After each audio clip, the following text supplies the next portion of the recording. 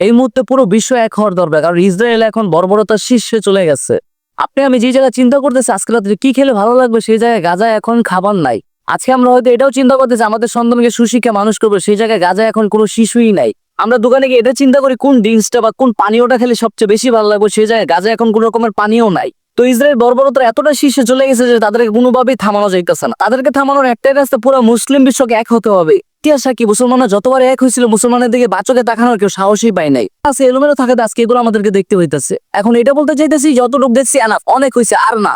সেই সময় পুরো বিশ্বের মুসলমান এক হতে হবে। এখন আমরা এখানে বসে হয়তো যুদ্ধ করতে পারবো না বা ওদের জন্য দোয়া ছাড়া আর কিছুই করতে পারবো না, কিন্তু একটা কাজ ঠিকই করতে পারবো, সেটা হলো ইসরায়েলের যত পণ্য আছে বা ইসরায়েলের সাপোর্ট করে ওরকম দেশের যত পণ্য আছে সবগুলোকে বয়কট করতে হবে। কথায় পুরো ইসরায়েল বয়কট, আর ইসরায়েলে যারা সাহায্য করতেছে তাদের দেশে পণ্য বয়কট। সারা পৃথিবীতে যখন ইসরায়েলে বয়কট উঠছে, তেমনি আমাদের দেশে ইসরায়েলে যে পণ্যগুলো আছে বা ইসরায়েলে যে সব জিনিস আছে সবগুলোকে বয়কট করুন। যে যার জায়গা থেকে আছেন সেখান থেকে বয়কট করুন।